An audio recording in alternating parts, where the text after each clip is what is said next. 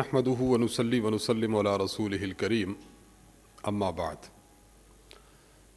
مرکز اہل سنت والجماعت سرگودا پاکستان سے آپ کے سوالات کے جوابات کے لیے حاضر خدمت ہیں۔ جو احباب ہمیں اپنے سوالات بھیجنا چاہیں ہمارا ای میل ایڈریس نوٹ فرمائیں، markaz.edu87@gmail.com۔ میں اس کی اسپیلنگ کر رہا ہوں markaz.edu87@gmail.com۔ اردو زبان میں واضح طور پر اپنا سوال لکھ بھیجیے، انشاءاللہ العزیز ہم اس کا جواب مرکز کی جانب سے دے دیں گے۔ تو شروع کرتے ہیں آج کے پہلے سوال سے۔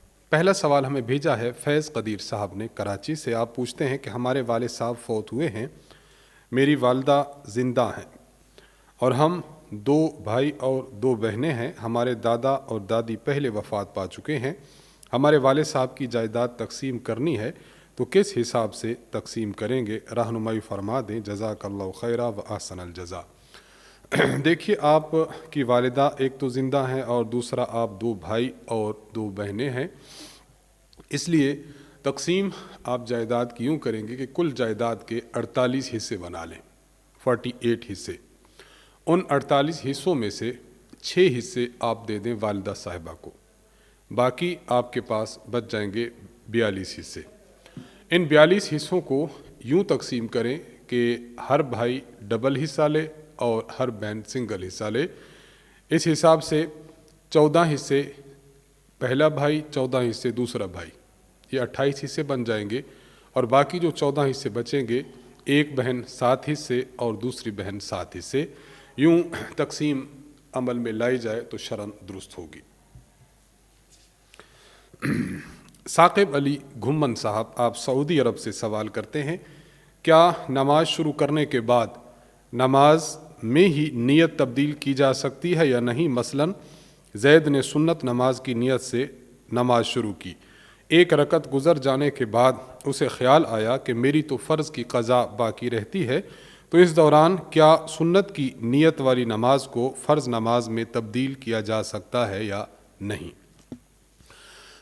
اس حوالے سے تفصیل یہ ہے، اگر کسی شخص نے کسی اور نیت سے نماز شروع کی، مثلا نیت تھی اس کی سنت، نیت تھی اس کی نفل، نماز کے دوران ہی وہ شخص یہ چاہتا ہے کہ میں اب فرض کی نیت کروں، تو محض نیت تبدیل کرنے سے نماز تبدیل نہیں ہوگی۔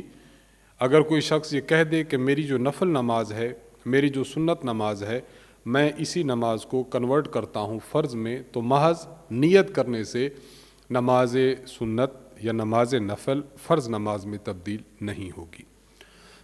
ہاں، اگر کوئی شخص نماز میں نیت بھی تبدیل کرتا ہے اور ساتھ ساتھ نئی جو نماز پڑھنا چاہتا ہے، مثلا فرض پڑھنا چاہتا ہے، تو فرض کے لیے تکبیر اولیٰ بھی کہہ دے، مثلا اللہ اکبر کہہ کر تکبیر اولیٰ بھی کہا اور نیت بھی تبدیل کر دی، تو اب ہم یہ حکم لگا دیں گے کہ اس شخص کی نماز جو پہلی تھی نفل یا سنت وہ ختم ہو چکی ہے، اب جو نئی اس کی نماز ہے یعنی فرض نماز وہ شروع ہو چکی ہے۔ اب یہ شخص فرض نماز کی ترتیب کے مطابق اپنی اگلی نماز کو شروع کر دے۔ لیکن یہاں یہ بات بھی واضح رہے کہ جو اس نے پہلی نماز پڑھ رہا تھا یعنی سنت یا نفل، چونکہ وہ تبدیل کر کے ایک نئی نماز میں آ چکا ہے، اس لیے اس بندے پر اس پہلی نماز کی قضا بھی واجب ہوگی۔ تو نیت تبدیل کرنے سے محض نیت تبدیل کرنے سے نماز تبدیل نہیں ہوتی۔ ہاں، اگر نیت بھی تبدیل کرے، ساتھ ساتھ نئی نماز کی تکبیر تحریمہ بھی کہہ دے اور نماز شروع کر دے، اب حکم ہوگا کہ اس شخص کی پہلی نماز ختم ہو چکی ہے اور دوسری نماز شروع ہو چکی ہے۔ تو یہ تفصیل تھی جو آپ کی خدمت میں ہم نے عرض کر دی۔ اعجاز مہدی صاحب یونان سے آپ سوال کرتے ہیں کہ ایک شخص نے زکوٰۃ کی نیت سے کچھ رقم الگ کر کے رکھ دی کہ کسی مستحق کو دے دوں گا، بعد میں اسے سخت ضرورت پڑے تو کیا وہ اس الگ کی ہوئی رقم میں سے استعمال کر سکتا ہے یا نہیں؟ جواب دے کر شکریہ کا موقع دیں۔ اگر کوئی شخص زکوٰۃ کی نیت سے اپنی رقم الگ کر دیتا ہے تو الگ شدہ رقم یہ اس کی ملکیت میں ہے، جب تک یہ رقم کسی مستحق کے سپرد نہیں کر دیتا کسی مستحق کی ملکیت میں نہیں کر دیتا، اس وقت تک یہ رقم اس کی ملکیت میں باقی رہے گی۔ اس لیے اگر کسی مسکین کو کسی مستحق زکوٰۃ کو رقم دینے سے پہلے ہی اپنے استعمال میں آپ لانا چاہیں تو لا سکتے ہیں، اس کی اجازت ہے۔ ہاں البتہ یہ ہے کہ آپ کو جو زکوٰۃ ادا کرنا آپ کے ذمہ ہے وہ ساقط نہیں ہوگی، اتنی رقم زکوٰۃ کی مد میں دینا آپ پر واجب اور لازم ہوگا۔ حاکم علی صاحب پشاور سے آپ سوال کرتے ہیں، ایک شخص کہیں گم ہو گیا، گھر والوں نے خوب تلاش کیا لیکن نہ مل سکا۔ گھر والوں نے عدالت سے رجوع کیا، عدالت نے بھی اس کا سراغ لگایا لیکن اس شخص کو تلاش کرنے میں کامیاب نہ ہو سکی۔ 4 سال بعد عدالت نے نوٹس جاری کر دیا جس کی وجہ سے اس کی بیوی نے عدت گزاری، عدت گزار کر کسی دوسرے شخص سے نکاح کر لیا۔ اب پہلا شخص واپس آ چکا ہے، تو بتائیے اس عورت کے نکاح کا کیا حکم ہوگا؟ یہ عورت اب کس شخص کی بیوی شمار ہوگی؟ مطلب اس کے کیا احکام ہیں بتا دیں، جزاک اللہ خیرہ۔ عورت نے جو شرعی اور قانونی تقاضا تھا اس کو پورا کیا ہے، عدالت کے تھرو اس کے پہلے خامند کے نہ آنے کا حکم لگا اور اس کو عدت بیٹھنے کا حکم دے دیا گیا۔ اس نے عدت بیٹھ لی، اب اس کا نکاح جب دوسرے خامند سے ہوا تو شرعاً یہ نکاح درست ہے۔ اس کے بعد اگر اس کا پہلا خامند واپس آ جاتا ہے تو دوسرے خامند سے کیا ہوا نکاح یہ کل عدم شمار ہوگا، یعنی ہم یوں سمجھیں گے کہ دوسرا نکاح ہوا ہی نہیں، باطل ہو گیا، ختم ہو گیا۔ اب یہ عورت پہلے شخص کی بیوی ہے اور بدستور اس کے نکاح میں سمجھی جائے گی۔ ہاں البتہ ایک بات یہاں مزید واضح کرتے چلیں کہ اگر اس عورت نے عدت گزارنے کے بعد دوسری جگہ پر محض نکاح کیا تھا، رخصتی ابھی تک نہیں ہوئی تھی، تو نکاح یہ کل عدم شمار ہوگا، یہ خاتون پہلے خامند کے پاس چلی جائے گی۔ اور اگر دوسری جگہ پر نکاح بھی ہوا، نکاح کے بعد رخصتی بھی ہو گئی، خامند کے پاس وہ رہنے بھی لگی، تو پہلا خامند آنے کی صورت میں دوسرے خامند کا نکاح تو باطل ہو جائے گا، البتہ چونکہ وہ دوسرے خامند کے پاس رہ چکی ہے اس لیے اس عورت پر لازم ہوگا کہ پہلے یہ دوسرے خامند کی عدت گزار لے۔ جب عدت گزار لے گی تو عدت گزارنے کے بعد یہ پہلے خامند کے پاس چلی جائے گی۔ اور یہاں ایک بات اور بھی سمجھ لیں کہ اگر دوسرا نکاح ہوا، دوسرے نکاح کے بعد رخصتی بھی ہو گئی اور 2-4 سال یہ عورت دوسرے خاوند کے پاس رہی اور اس سے اولاد بھی پیدا ہوئی، تو یہ اولاد ثابت و نسب ہوگی اور اس کا نسب دوسرے خاوند سے ثابت ہوگا اور یہ اولاد حلالی شمار ہوگی۔ سوال پوچھا ہے ہم سے محمد کامران صاحب نے، حضرت مفتی صاحب ایک مسئلہ میں رہنمائی فرمائیں۔ اگر کوئی شخص سفر پر جانے کی وجہ سے وقت شروع ہونے کے بعد اپنی نماز اکیلے پڑھ لے لیکن بعد میں سفر پر جانا کینسل ہو جائے تو کیا وہ شخص جماعت میں شریک ہو سکتا ہے یا نہیں؟ جواب دے کر اس بندہ ناچیز کو شکریہ ادا کرنے کا موقع عنایت فرمائیں۔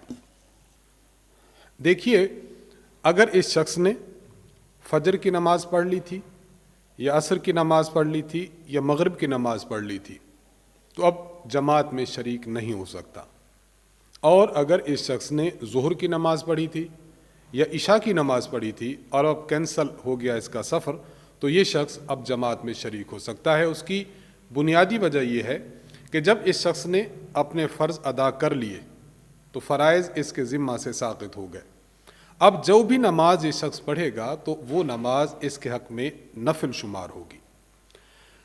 جب ایک شخص صبح کے فجر کے فرض پڑھ لیتا ہے تو فرضوں کے بعد اب نفل نہیں پڑھ سکتا، اس لیے اب جب یہ جماعت میں شریک ہونا چاہے گا تو چونکہ جماعت اس کے حق میں نفل شمار ہوگی، اس لیے فجر کے فرض پڑھنے کے بعد نفل کی اس کے حق میں جو جماعت ہے اس میں شریک ہونا درست نہیں ہے۔ اگر عصر کی نماز ہے، عصر کی فرض پڑھنے کے بعد بھی مغرب تک نفل پڑھنا جائز نہیں، اس لیے اس میں بھی یہ شریک نہیں ہو سکتا۔ اور مغرب کی جہاں تک جماعت ہے، مغرب کے فرض پڑھنے کے بعد نفل پڑھے جا سکتے ہیں، لیکن جب یہ جماعت میں شامل ہوگا تو چونکہ امام نے مغرب کے فرض 3 رکعت ادا کرنے ہیں اور 3 رکعت نفل نہیں ہوتے، اس لیے ان 3 نمازوں میں اگر اس نے نماز پڑھ لی تھی تو اب جماعت میں شریک نہیں ہو سکتا۔ اس کے علاوہ اگر ظہر ہے یا عشاء ہے تو اس میں یہ شخص جماعت کے ساتھ شریک ہو سکتا ہے۔ یہ تفصیل ہے جو میں نے آپ کی خدمت میں عرض کر دی ہے۔ محمد عمر فاروق صاحب آپ سوال پوچھتے ہیں، مفتی صاحب ایک سوال پوچھنا تھا کہ فرض نماز کی تیسری اور چوتھی رکعت میں سورۃ الفاتحہ کے بعد اگر کوئی سورت پڑھ لی جائے تو نماز میں خلل تو نہیں آتا، جان بوجھ کر نہ پڑھی جائے؟ ہاں، البتہ اگر بھول کر کسی نے پڑھ لی ہے تو سجدہ صاحب واجب نہیں ہوگا۔ عبد الرحمن صاحب نے اسلام آباد سے سوال پوچھا ہے، آپ پوچھتے ہیں کہ میری کپڑے کی دکان ہے، ہم اپنی دکان پر ایک سائن بورڈ لگا سکتے ہیں کہ خریدا ہوا مال نہ واپس ہوگا نہ بدلا جائے گا، اور نہ ہی دھولا ہوا مال واپس ہوگا اور نہ بدلا جائے گا؟ اس طرح کے بورڈ لگانے کی حیثیت کیا ہے؟ وضاحت سے جواب دے کر اس بندہ ناچیز کو شکریہ ادا کرنے کا موقع عنایت فرمائیں۔ اگر کوئی شخص کسی کو کوئی چیز بیچتا ہے، جس شخص کو چیز بیچی گئی ہے، بیچنے والے نے اس کو دکھائے بغیر چیز دے دی تھی، مثلا سودا ہو گیا، اس نے چیز نہیں دیکھی، وہ چیز لے گیا اور گھر جا کر اس نے چیز کو کھولا، وہاں اس چیز میں کوئی عیب نکلا، یا اس نے وہیں پر چیز دیکھی سرسری نظر میں، تسلی نہیں کی اور وہ گھر لے کر چلا گیا، وہاں جا کر عیب دیکھا۔ اب اگر کوئی شخص چیز خریدتا ہے، اس وقت تسلی دکاندار نہیں کرواتا، بس سرسری طور پر دے دی، یا چیز اس کو دے دی ہے اور اس نے گھر جا کر اس کو ٹٹولا تو وہ چیز عیب دار نکلی، اس صورت میں گاہک کو حق حاصل ہے شرعاً کہ یہ دکاندار کے پاس جائے اور دکاندار لازم ہے اس پر کہ وہ اس چیز کو واپس کرے، کیونکہ اس میں عیب موجود ہے، عیب آ چکا ہے۔ اب عیب کی وجہ سے وہ چیز اگر دکاندار کو واپس کرنا چاہے تو کر سکتا ہے، اور دکاندار کے ذمہ ہے کہ اس کو واپس لے لے، جتنی عیب بنتا ہے عیب کے پیسے واپس کر دے، یا پورے کا پورا سامان اس کو واپس لے لے اور اس کو اس کی رقم دے دے۔ تو عیب نکلنے کی صورت میں یہ حد بندی لگا دینا کہ آپ چیز واپس نہیں کرتے، یہ شرعاً درست نہیں ہے۔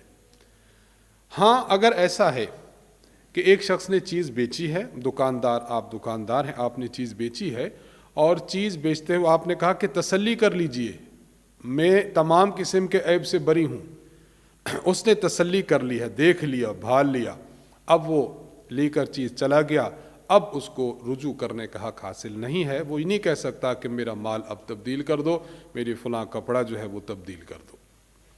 تو اس تفصیل سے بات واضح ہوتی ہے کہ یہ لکھ کر لگا دینا کہ خریدا ہوا مال تبدیل یا واپس نہ ہوگا، اس کا تعلق صرف اس صورت کے ساتھ ہے کہ جب آپ تسلی کرا کے دیں اور جو گاہک ہے اس نے بھی تسلی کر لی، تسلی کرنے کے بعد جب بالکل وہ مطمئن ہو گیا، اب وہ چلا گیا اور وہ اب آ کر کہہ دے کہ میں واپس کرتا ہوں، تو اب اس کو واپس کرنے کا حق نہیں ہے۔ ہاں، اگر آپ نے تسلی نہیں کرائی یا اس نے اس وقت مال نہیں دیکھا تھا، گھر جا کر اس نے مال دیکھا، تو اس کو اختیار حاصل ہے کہ آپ سے وہ تبدیل کرائے۔ اس صورت میں آپ کے اس لکھے ہوئے سائن بورڈ کی یا آپ کے ایک لکھے ہوئے کاغذ کی کوئی ویلیو نہیں ہوگی۔ لیکن ساتھ ساتھ ہم ایک مشورہ یہ بھی عرض کرتے ہیں کہ حدیث مبارک میں آیا ہے، اللہ کے نبی صلی اللہ علیہ وسلم نے بہت بڑی بشارت دی ہے اور خوشخبری دی ہے اس دکاندار کے لیے کہ جس کے پاس گاہک واپس آتا ہے، چیز واپس کرنا چاہتا ہے، تو یہ دکاندار اس کو چیز واپس کرا دے۔ تو ایک سائڈ پر دیکھا جائے تو اس دکاندار پر لازم ہے کہ یہ چیز واپس کرے، وہ صورت عرض کر دی، اور دوسری طرف اس پر لازم نہیں ہوتا کہ یہ چیز واپس کرے جب اس نے تسلی کرا کے دی ہو۔ تو اس صورت میں بھی اگر آپ گاہک کی چیز کو واپس لے کر اس کو پیسے دے دیتے ہیں تو اللہ کے ہاں بہت بڑا اجر ہوگا۔ یہ جو حکم ہے اور یہ جو عمل ہے اور یہ جو ترغیب ہے، یہ ہمارے دکانداروں میں آج بہت کم پائی جاتی ہے۔ دکانداروں کی خدمت میں بھی یہ گزارش ہوگی کہ دینے والی ذات اللہ کی ہے، اگر ہم شریعت کی تعلیمات، حضور علیہ السلام کی ترغیب پر عمل کریں تو ہمارے کاروبار میں، ہمارے بزنس میں، تجارت میں بہت بڑا نفع ہوگا۔ اللہ تعالیٰ اس پر عمل کی توفیق بخشے۔ محمد الیاس حقانی صاحب آپ کشمیر سے سوال کرتے ہیں، حضرت مفتی صاحب عرض اس طرح ہے کہ نمازوں کے بعد مسجد میں تسبیح فاطمہ ہمارے یہاں اونچی آواز سے پڑھتے ہیں، جس کی وجہ سے نماز پڑھنے والوں میں کی نماز میں اچھا خاصا خلل پیدا ہوتا ہے، تو کیا اس صورت میں تسبیح فاطمہ اونچی آواز میں پڑھنی چاہیے یا آہستہ آواز میں پڑھنی چاہیے؟ جواب دے کر ممنون فرمائیں، جزاک اللہ۔ اگر صورتحال ایسی ہی ہے کہ لوگ اونچی آواز میں تسبیح پڑھتے ہیں، لوگوں کی نمازیں اس سے خلل انداز ہوتی ہیں، تو اونچی آواز میں تسبیح نہ پڑھی جائے۔ اونچی آواز میں پھر تسبیح پڑھنا یہ درست نہیں ہوگا۔ نمازیوں کو چاہیے کہ مسبوق نمازیوں کا خیال رکھیں اور تسبیح کو آہستہ آواز میں پڑھیں، اسی میں بہتری اور بھلائی ہے اور یہی شرعی حکم ہے۔ محمد عبداللہ صاحب آپ سوال کرتے ہیں، السلام علیکم ورحمۃ اللہ وبرکاتہ۔ وعلیکم السلام ورحمۃ اللہ وبرکاتہ۔ گزارش کی جاتی ہے کہ ایک بندہ سرکاری ملازم ہے، وہ اپنی ڈیوٹی سر انجام نہیں دے رہا، وہ اپنی جگہ کسی دوسرے بندے کو بھیج رہا ہے، وہ اپنی تنخواہ سے اس کو تھوڑی سی اجرت دے رہا ہے، کیا یہ جائز ہے یا نہیں؟ وضاحت فرمائیں۔ جب ایک ملازم کسی جگہ ملازمت کرتا ہے تو اس کمپنی والے، یا اگر وہ سرکاری ادارہ ہے تو سرکار، یا مل کا مالک ہے تو مالک، جو بھی وہاں کا ہیڈ ہے یا جو مینیجر ہے، وہ اس ملازم کی جو ذاتی ایبلٹی ہے، ذاتی قابلیت ہے اور جو ذاتی مہارت ہے، اس کے پیش نظر یہ اس کو اپنے ہاں ملازمت پر رکھتے ہیں۔ اب اگر یہ شخص ان کے علم میں لائے بغیر، ان کی اجازت کے بغیر اگر اپنی جگہ کسی اور کو بھیجتا ہے تو شرعاً اس طرح کرنا جائز نہیں ہے، اور اس طرح کرتے ہوئے اگر کوئی شخص تنخواہ لیتا ہے تو تنخواہ لینا بھی درست نہیں ہوگا۔ مثلا زید ہے، زید اپنی ڈیوٹی پر جانا چاہتا ہے اور جس جگہ ڈیوٹی کرتا ہے مالک صرف اسی کو اس نے رکھا ہوا تھا، مالک کی طرف سے اجازت نہیں تھی کہ تم کسی اور بندے کو اپنی جگہ پر رکھو۔ اب یہ شخص مالک کے اجازت کے بغیر، یا جو اس کا کمپنی کا ہیڈ ہے اس کی اجازت کے بغیر، یا جو کوئی سرکاری ادارہ ہے وہاں پر جو با اختیار شخصیت ہیں ان کی اجازت کے بغیر اگر رد و بدل کرتا ہے، اپنی جگہ کسی اور کو بھیجتا ہے تو یہ جائز نہیں ہے۔ ہاں، اگر ایسا ہے کہ ایک شخص کسی جگہ ملازمت کرتا ہے اور وہاں کے جو ہیڈ ہیں ان کے نوٹس میں لا کر اجازت لیتا ہے کہ میں آج اپنے بھائی کو بھیجوں گا، اپنے بیٹے کو بھیجوں گا، فیکٹری کے مالک سے اجازت لے کر اپنے بھائی کو اپنی جگہ پر لاتا ہے، یا کسی گورنمنٹ ادارے میں با اختیار شخصیت کی اجازت سے اپنی جگہ کسی اور کو لاتا ہے، تو اس طرح لانا درست ہوگا اور اس طرح اس کی تنخواہ حلال ہوگی۔ یہ بہت زیادہ اہمیت کے ساتھ سمجھنے والی بات ہے۔ بعض لوگ اس میں بہت زیادہ کوتاہی کرتے رہتے ہیں اور شرعاً غیر درست کام کرتے رہتے ہیں، اس لیے درستی کے ساتھ، اور اگر مجبوری ہو تو پھر اپنے ہیڈ اور اپنے جو با اختیار مالک ہے اس کی اجازت سے یہ کام کرتے رہنا چاہیے تو درست ہوگا۔ عمران علی صاحب قطر سے سوال کرتے ہیں کہ میرا سوال یہ ہے کہ نفلی عبادات کے بارے میں رہنمائی فرمائیں، جزاک اللہ خیر۔ نفلی عبادات مثلا نفل نماز ہے، قرآن کریم کی تلاوت کرنا ہے، نفلی صدقہ دینا ہے، بھوکے کو کھانا کھلا دیا، ننگے کو کپڑا پہنا دیا، کسی مسجد میں کسی مدرسہ میں ضرورت پوری کر دی، مسجد میں آپ نے قرآن کریم لے کر رکھ دیا، کسی مدرسہ میں آپ نے دے دیا، کسی یتیم اور کسی بیوہ کی پرورش میں اپنے پیسے صرف کر دیے، تو ایسے امور، ان امور کو نفلی کام کہا جاتا ہے۔ نفلی کام کے بارے میں قاعدہ یہ ہے کہ اگر کوئی شخص کسی نفلی عبادت کو، نفلی حج کر لیا، کسی نے عمرہ کر لیا، کوئی شخص نفلی کام سر انجام دیتا ہے تو نفلی کام کا جو ثواب ملے گا اس میں اس شخص کو اختیار ہے، اگر چاہے تو اس کا ثواب اپنی ذات کے لیے جو ہے وہ رکھ لے کہ اس کا ثواب مجھے ملے، یا اس کا ثواب زندوں کو بھی پہنچا سکتا ہے اور جو فوت شدگان ہیں ان کو بھی ثواب پہنچا سکتا ہے۔ مثلا آج اس نے سورت یاسین پڑھی، یا اللہ اس سورت یاسین کا ثواب میرے والدین مرحومین کو عطا فرما، درست ہے۔ آپ نے بکرا اللہ کی راہ میں صدقہ کیا، یا اللہ اس کا ثواب صحابہ کرام کی روح کو پہنچا، بالکل درست ہے۔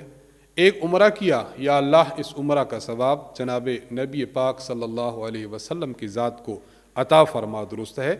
تو ایک عبادت انسان پر وہ ہے جو انسان کے ذمہ کرنا ضروری اور لازم ہے، جسے فرض و واجب کہتے ہیں، اور بعض ایسی عبادات ہیں جو فرض اور لازم تو نہیں ہیں، واجب تو نہیں ہے، ہاں یہ کر لے تو ثواب ملتا ہے۔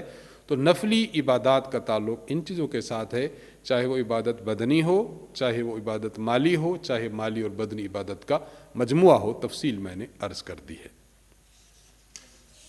عبد الرحمن صاحب اسلام آباد سے سوال کرتے ہیں، مفتی صاحب کیا موبائل میں قرآن کریم پڑھنا صحیح ہے اور بغیر وضو کے قرآن کریم کے صفحات کو پلٹ سکتے ہیں کہ نہیں؟ قرآن کریم موبائل میں پڑھنا بالکل درست ہے، اس میں بالکل وہی الفاظ اور نقوش ہیں جو عام ہارڈ کاپی میں ہوتے ہیں، البتہ وہ ہارڈ کاپی ہے اور یہ سافٹ کاپی ہے، تو اس لیے قرآن کریم موبائل میں پڑھنا درست ہے۔ جہاں تک قرآن کریم کو قرآن کریم جو موبائل کی اسکرین پر شو ہو رہا ہے بغیر وضو کے اس کو ٹچ کرنے کی بات ہے، تو ہمارا موقف اس بارے میں یہ ہے کہ یہ بھی نقوش قرآن کریم کے ہیں۔ جب وہ اسکرین پر شو ہو رہے ہوتے ہیں تو بظاہر ان نقوش اور ہمارے ہاتھ کے درمیان اسکرین کا شیشہ نظر آ رہا ہوتا ہے، لیکن در حقیقت وہ پھر بھی ایسا ہی ہے جس طرح کے عام مصحف ہوتا ہے۔ عام مصحف کا اس کا حکم ہے، ہمارے ہاتھ کو ٹچ کرنے کی وجہ سے اس پر اثر اندازی ہوتی ہے، اس لیے اگر کوئی شخص قرآن کریم موبائل پر پڑھنا چاہتا ہے تو اسے بھی وضو کر لینا چاہیے، اور وضو کرنے کے بعد ہی قرآن کریم کے صفحات کو وہ پلٹ سکتا ہے، بغیر وضو کے ایسا کرنا درست نہیں ہے، اس کا بہت زیادہ خیال رکھنا چاہیے۔ خان فیضان الحق صاحب بمبئی سے آپ سوال کرتے ہیں، السلام علیکم ورحمۃ اللہ وبرکاتہ۔ وعلیکم السلام ورحمۃ اللہ وبرکاتہ۔ مسئلہ معلوم یہ کرنا ہے کہ اگر ہم کسی کو قرض دیتے ہیں اور وہ قرض بقدر نصاب ہو تو اس کی ادائیگی کی دو صورتیں ہوتی ہیں۔ اول یہ کہ مقروض ایک بار پوری رقم واپس کر دے، دوسرا یہ کہ تھوڑا تھوڑا کر کے ادا کرتا رہے۔ تو دوسری صورت میں زکوٰۃ کتنے روپیہ ملنے کے بعد دینا فرض ہوگی؟ اگر آپ کے مقروض نے مثلا اس کے پاس لیٹ سپوز 1,00,000 روپیہ ہے، 1,00,000 روپیہ اس نے دینا ہے اور وہ آپ کو 10,000 ہزار ماہانہ کے اعتبار سے دے رہا ہے۔ 1,00,000 جو اس پر آپ کا قرض ہے یہ آپ کی ملکیت میں ہے، گو کہ قبضہ اس کا ہے۔ جب آپ کی ملکیت میں ہے اور اس شخص کی نیت یہ ہے کہ وہ آپ کو دے گا تو اس رقم میں زکوٰۃ ہے۔ 1,00,000 روپے رقم میں مثلا ہم عرض کرتے ہیں کہ 2,500 روپے زکوٰۃ ہے، 2,500 روپے زکوٰۃ ہے۔ اب وہ آپ کیسے ادا کریں گے؟ دونوں صورتیں جائز ہیں۔ اگر وہ تھوڑی تھوڑی کر کے دے رہا ہے، 10,000 روپیہ ماہانہ کے اعتبار سے دے رہا ہے، تو آپ 10,000 کا 2.5% ادا کرتے جائیں۔ 10,000 ملا، آپ نے 2.5% ادا کر دیا، پھر 10 ملا، 2.5% ادا کر دیا۔ اور اگر آپ یہ چاہیں کہ پوری کی پوری آپ کو رقم مل جائے، پھر اس کے بعد آپ اس میں سے 2.5% کے اعتبار سے زکوٰۃ ادا کریں تو بھی درست ہے، لیکن بہتر یہی ہے کہ جو ہی ساتھ ساتھ آپ کو رقم ملتی جائے آپ اس کی زکوٰۃ ادا کرتے جائیں۔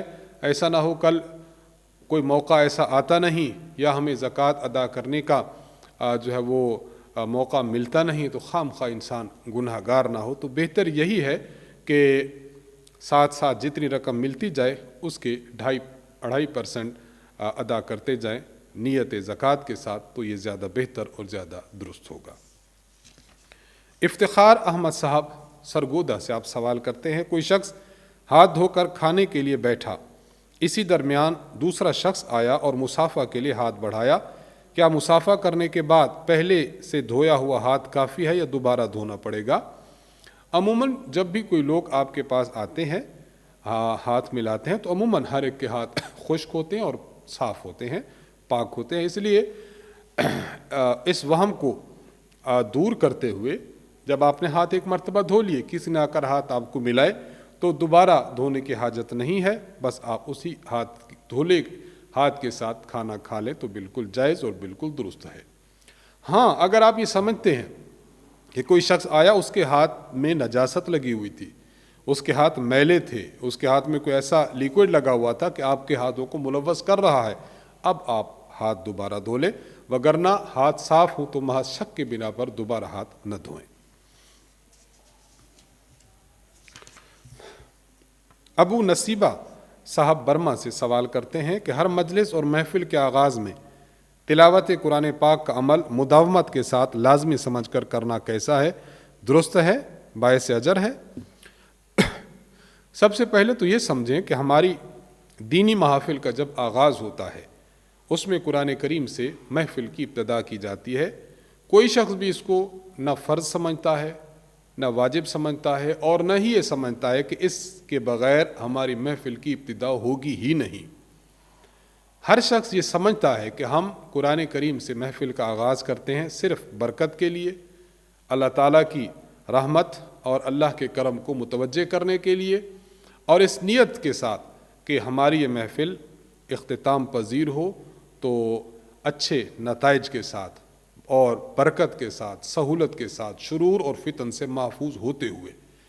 تو سب سے پہلے یہ سمجھنا چاہیے کہ اس کو بے شک مداومت کرتا ہے، لیکن مداومت کوئی بھی بندہ ایسے نہیں کرتا کہ اس پر دوام اختیار کرے، لیکن نیت یہ ہو کہ اس کے بغیر محفل ہوتی ہی نہیں ہے یا بہت بڑا گناہ ملتا ہے، کوئی ایسا نہیں کرتا۔ لہذا جب بھی ہم اپنی محفل کا آغاز قرآن کریم کی تلاوت سے کریں تو واقعتاً باعث اجر ہے اور واقعتاً درست ہے اور باعث ثواب ہے۔ باقی آپ نے جو بات لکھی کوئی لازمی سمجھ کر کہ ہماری محفل اگر اس کے بغیر ہوئی تو محفل ہی نہیں، محفل اس طرح شروع کرنا جائز نہیں، اگر یہ کوئی شخص عقیدہ اور نظریہ رکھ کر محفل کا آغاز کرنا چاہتا تو یقیناً یہ بات درست نہیں ہے۔ عقیدہ اور نظریہ یہی رکھے کہ ہم باعث برکت سمجھ کر پڑھ رہے ہیں تو پھر جائز اور بالکل درست ہے، اور اگر اس کو لازمی سمجھے، فرض اور واجب سمجھے اور اس کے بغیر محفل کو معاذ اللہ کچھ درست نہ سمجھے تو پھر اس شخص کے اس عمل کو کہہ دیں گے کہ یہ عمل اس کا غیر مشروع ہے، شرعاً درست نہیں ہے، اسے اعتقاد ٹھیک رکھنا چاہیے۔ قاری ثناء اللہ صاحب جموں کشمیر سے سوال کرتے ہیں، حضرت مفتی صاحب، اگر ہمارے مکان کی تعمیر میں کاریگر پہلی اینٹ لگانے کو یا کوئی اور پہلی بار چیز لگانے کو روپے مانگے تو کیا وہ رشوت ہیں؟ ایسا کئی بار ہوتا ہے، ایسا آج کل ہوتا رہتا ہے، کیا ایسا طریقہ درست ہے یا نہیں؟ وضاحت فرما دیں۔ واقعتاً ایسا ہوتا ہے، مثلاً آپ کے گھر بن رہے ہیں اور اس کی بنیادیں کھودی جا رہی ہیں تو وہ وہاں پر مٹھائی مانگتے ہیں، چھت ڈلی جا رہی ہے تو مٹھائی مانگتے ہیں۔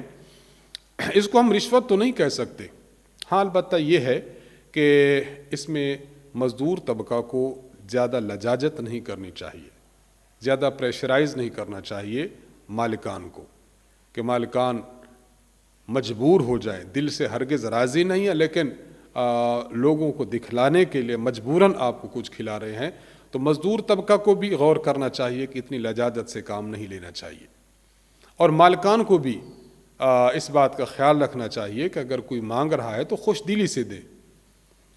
آپ نے مکان پر، دکان پر، اپنے بڑے پروجیکٹ پر بہت بڑا پیسہ لگا لیا تو 200-400 روپے کی مٹھائی اگر آپ کسی مزدور کو دے دیتے ہیں کسی موقع پر تو اس میں دل بڑا رکھنا چاہیے۔ تو بہرحال اس کو رشوت صراحتاً تو نہیں کہہ سکتے، البتہ یہ ہے کہ دونوں کو یہ گزارش کی جا سکتی ہے کہ دونوں تھوڑی سی ڈیل کھائیں، مالک ہے تو وہ بھی فراخ دلی کا مظاہرہ کریں اور جو مزدور طبقہ ہے وہ لجاجت اور جو ہے وہ سخت مجبور نہ کریں، بلکہ اعتدال کے ساتھ دونوں چلتے رہیں تو بالکل درست ہے۔ باقی خوشی کا موقع ہے، خوشی کے موقع پر کچھ کھانا کھلانا یہ تو دوستی کا حق بھی بنتا ہے، تو ان دونوں کو بہرحال ایک دوسرے کا خیال رکھے رہنا چاہیے۔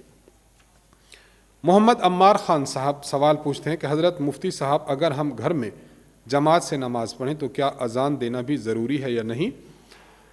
اولاً تو بغیر ضرورت کے گھر میں جماعت نہ کریں، مردوں پر بغیر عذر کے جماعت چھوڑنا جائز نہیں ہے، جماعت کے ساتھ نماز پڑھنا یہ مردوں کے لیے ضروری ہے۔ اور ان کو جانا چاہیے مسجد میں۔ ہاں اگر ایسا ہوا کہ مسجد میں گئے نماز ہو چکی تھی، یا یہ ہے کہ یہ ایسی مجبوری میں تھے کہ مسجد نہ جا سکے، تو پھر اس صورت میں آپ گھر پر جماعت کروا سکتے ہیں۔ اس لیے گھر پر جماعت کروانے کے لیے اذان دینا فرض اور واجب نہیں ہے، محلے کی جو اذان ہو چکی ہے بس وہی کافی ہے۔ ہاں البتہ اگر کوئی شخص گھر میں جماعت کرواتا ہے تو گھر میں اذان اور اقامت کہنا یہ مستحب ضرور ہے، اور اگر اذان نہیں دے سکتا تو کم از کم اقامت کہہ دے تو زیادہ اچھا ہوگا۔ یہ تفصیل ہے جو عرض کر دی گئی۔ مفتی صاحب عموماً کسی سے سلام کریں تو سلام کے بعد ہاتھ سینے پر رکھتے ہیں، کیا یہ اسلام کا حکم ہے یا اس طرح کرنا درست ہے؟ محمد عبداللہ صاحب پاک پتن۔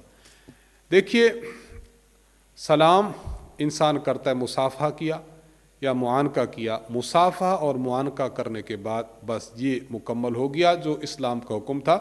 سینہ پر ہاتھ رکھنا نہ یہ اسلام نے حکم دیا اور نہ ہی ہمارے علماء اور فقہا نے اس کو مصافحے یا معانقے کی سنتوں میں شمار کیا۔ محض یہ ہمارے ہاں ایک رواج ہے جو چل پڑا ہے۔ اگر کوئی اس کو لازم سمجھتا ہے، ضروری سمجھتا ہے، اور اس کے علاوہ مصافحے کو جو ہے وہ نامکمل سمجھتا ہے، تو پھر اس طرح اس نیت کے ساتھ اور اس طرز عمل کے ساتھ اگر کوئی مصافحہ اور معانقہ کے بعد سینہ پر ہاتھ رکھے تو بلا شبہ یہ عمل درست نہیں ہوگا۔ ہاں اگر کوئی ویسے کسی کے ساتھ زیادہ اظہار محبت کے لیے اس کو مصافحہ اور معانقہ کی سنت سمجھے بغیر کبھی کبھار ہاتھ رکھ لیتا ہے تو اس کی گنجائش ہوگی۔ بہرحال پھر بھی اس سے اگر احتراز کیا جائے تو زیادہ مناسب ہے۔ محمد علی صاحب برما سے، مسئلہ یہ ہے کہ عورت کا اپنے شوہر کی نانی کو زکوٰۃ دینا کیسا ہے، صحیح ہے یا نہیں؟ مدلل جواب ارسال فرمائیں۔ بالکل جائز ہے، درست ہے، اس کو دی جا سکتی ہے۔ نجیہ زینب حنفیہ صاحبہ حیدرآباد انڈیا سے سوال کرتی ہیں کہ ہم نے سنا ہے کہ حدیث میں آیا ہے کہ اگر شوہر کے تمام بدن پر پھوڑے پھنسیاں ہوں اور اس سے پیپ بہہ رہی ہو، عورت اس کو چاٹے اور پورا بدن چاٹ کر صاف کر لے تب بھی اس نے شوہر کا حق ادا نہیں کیا، کیا یہ درست ہے؟ اور اس کا کیا مطلب ہے، واضح فرمائے۔ جی ہاں، یہ حدیث درست ہے۔ امام ابو عبداللہ الحاکم رحمہ اللہ نے، امام منذری نے اور امام نور الدین حیثمی رحمہ اللہ نے اس روایت کو درست قرار دیا ہے، اور اس مضمون کی روایات مل جاتی ہیں۔ میں آپ کی خدمت میں 3 حوالہ جات عرض کر دیتا ہوں، آپ اس میں ملاحظہ فرمائیں۔ یہ حدیث موجود ہے مصنف ابن ابی شیبہ حدیث نمبر 17407 میں یہ روایت موجود ہے۔ امام نسائی رحمہ اللہ نے اپنی کتاب سنن کبریٰ میں حدیث نمبر 5365 پر یہ روایت لکھی ہے، اور امام ابن حبان رحمہ اللہ نے اپنی صحیح میں حدیث نمبر 4164 پر یہ حدیث لکھی ہے۔ تو یہ حدیث واقعتاً موجود ہے۔ باقی اس حدیث کا مطلب یہ ہے کہ نبی علیہ الصلوۃ والسلام اس حدیث کے ذریعے خاوند کا بہت بڑا حق بتلانا چاہتے ہیں کہ خاوند کا عورت پر بہت بڑا حق ہے۔ تو حقوق خاوند کے لیے اس حدیث کو پیش کیا گیا ہے۔ یہ بالکل اسی طرح ہے جس طرح سنن ابی داود میں ایک حدیث ہے، حضور علیہ السلام ارشاد فرماتے ہیں کہ اگر میں کسی کو حکم دیتا کہ وہ کسی کو سجدہ کرے تو میں عورت کو حکم دیتا کہ اپنے خاوند کو سجدہ کرے۔ اب اس کا معنی یہ ہرگز نہیں کہ خاوند کو سجدہ کرنا جائز ہے، بلکہ وہاں صرف حق کو بیان کرنا مقصود ہے کہ بہت بڑا حق ہے۔ تو یہاں بھی یہ مطلب نہیں ہے کہ عورت یہ نجاست کھائے، بلکہ مقصود یہاں پر یہ ہے کہ خاتون پر اپنے خاوند کا اتنا بڑا حق ہے۔ تو یہاں بہرحال روایت درست ہے، صحیح ہے، اور محدثین نے اس کو سندن روایت کیا ہے، اور ساتھ ساتھ کہ اس کا مطلب خاوند کے حقوق کا تذکرہ کرنا ہے۔ محمد مسعود صاحب انڈیا سے سوال کرتے ہیں کہ بعض لوگ کہتے ہیں کہ غسل کر کے نماز پڑھنے کا ثواب 7 لاکھ نمازوں کے برابر ملے گا، یہ بات کہاں سے ثابت ہے بتا دیجئے۔ بسیار تلاش کے باوجود ہمیں یہ روایت کہیں بھی نہیں مل سکی، اس لیے ہم اس بارے میں کچھ کہنے سے قاصر ہیں۔ اگر کوئی کہتا ہے تو ان سے حوالہ طلب کر لیا جائے۔ انہی سوالات کے ساتھ آج کی ہماری نشست کا اختتام ہوتا ہے۔ اللہ تعالیٰ سے دعا ہے کہ اللہ تعالیٰ ہمیں شریعت مطہرہ پر صحیح مسائل کے ساتھ عمل کرنے کی توفیق عطا فرمائے۔